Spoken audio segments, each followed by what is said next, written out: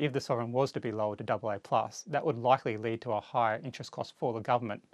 Why that's important for everyone else is when governments, corporates and banks borrow, they borrow at a margin above the cost of the government. So if the government's cost rises, everyone's cost will rise, and that will be passed on to households as well.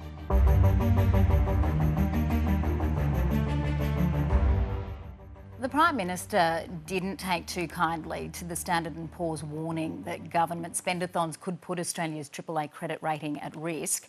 This is how he responded when asked about it on 7:30.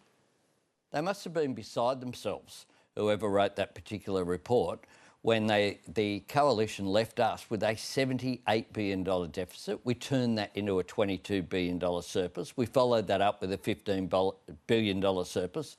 We, of course, have halved the deficit this year. Anthony, is the Standard & Poor's warning of campaign spendathons more or less standard at this point of the election cycle? Yeah, it's a bit unusual at the moment because what we're seeing is both sides of politics are really encouraged to spend money. Voters are really enjoying it. We've seen that since COVID, and that's not just federal level, that's at state level as well. So the Prime Minister was correct in a few points he made. The AAA is not at risk, it's on stable outlook. We don't expect to change it. What we were highlighting though was the missing part of the conversation at the moment. We're seeing election spending going on, we're seeing revenue headwinds when it comes to global trading conditions as well as global growth. But where's the money going to come from to spend on these election commitments? Particularly going forward when you've got rising health, education, pension, NDIS and defence spending. There's a lot of pressure there, and we've got new spending on top of that, including below off the budget spending. So the question we were raising is, where's the money coming from? Is anyone going to tell us, is it coming from savings, new taxes, or are they going to debt fund it via higher deficits going forward?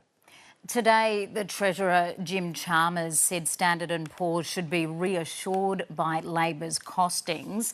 Are you saying S&P would be reassured by lower debt-funded government spending?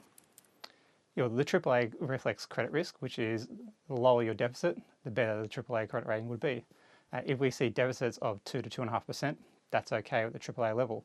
If that goes to 4 or 5%, then the AAA could come under pressure. We're talking about all government spending though. I know the costings that the government has released, which is very helpful having them this early. That was more around the recurring expenditure, which is on the budget according to the government, not off the budget, which is what we focus on as well.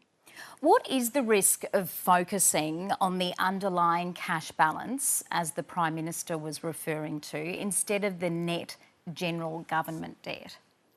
Yeah, our preferred measure is looking at the change in debt. So governments around the world will come up with any measure they would like as a budget. In Australia, it's the underlying cash balance. This government's not unique. This has been going on for 20 or 30 years. The difference is, since around 2008, when the NBN was kind of being passed and constructed, the difference between the headline cash, which is the overall spending, and the underlying, which is what the government focuses on, has really widened. That gap now is around $100 billion over the next 4 years. That's money going out the door for us. The government expects it to come back at some point in the future with a return, potentially. For us, you're spending the money that is running a deficit. And we've seen with things like, for example, the student help loan and HECS fees, the government is going to wipe $16 billion worth of those. That was booked below the line. So the question is, it's not coming back now. And that's why we actually treat that as spending. Anthony, some might be wondering why we're spending so much time talking about the nation's credit rating and whether it's all a bit academic. Why should we as individuals care about the nation's AAA rating? Well, the AAA rating is very important for funding conditions and cost of capital, and that is interest rates. So if the sovereign, which is we're not planning on doing it, but if the sovereign was to be lowered to AA+, that would likely lead to a higher interest cost for the government. Why that's important for everyone else is when governments, corporates and banks borrow, they borrow at a margin above the cost of the government. So if the government's cost rises, everyone's cost will rise, and that will be passed on to households as well. Anthony Walker, great to speak to you. Thanks for having me.